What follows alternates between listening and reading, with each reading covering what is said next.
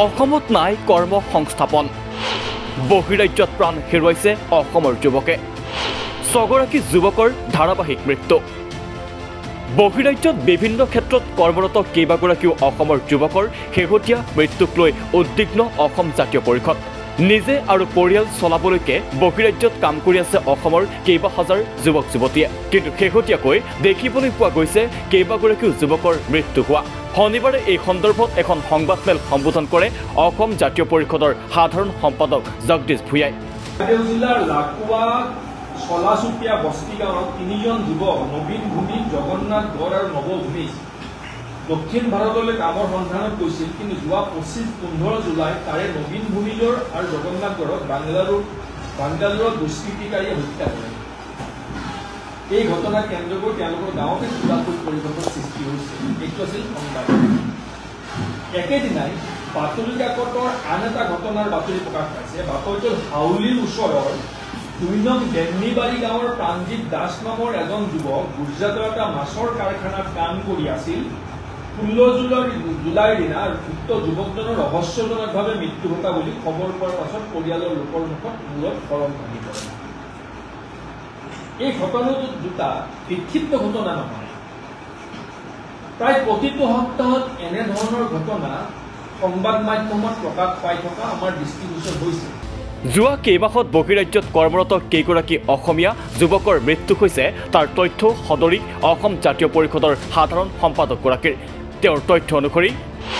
1 মাৰ্চৰ পৰা 20 জুনৰ ভিতৰত অসমৰ 6 গৰাকী কৰ্মৰত যুৱক বহিৰাজ্যত মৃত্যু হৈছে 1 মাৰ্চত লামডিঙৰ যুৱক তুতন দে উত্তৰ প্ৰদেশৰ গোৰখপুৰত মৃত্যু ঘটিছিল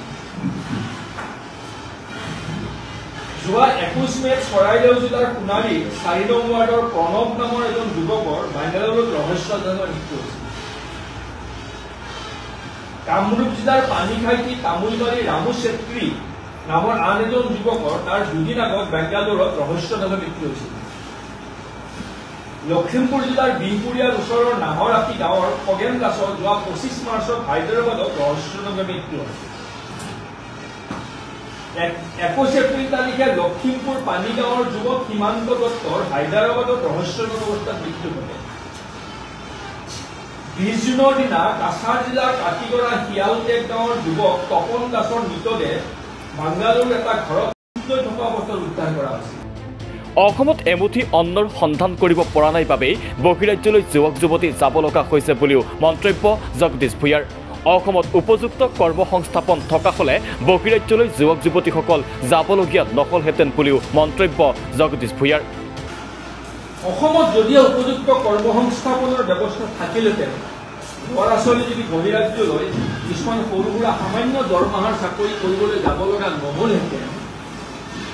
তেনেহ'লে হয়তো অসমৰ উজনি নামনি বৰাকৰ সেই দুখীয়া মাতৃসকলৰ বুকুত পুত্ৰসকলে জুইকুৰা জ্বলিব লগা নহলহেঁতেন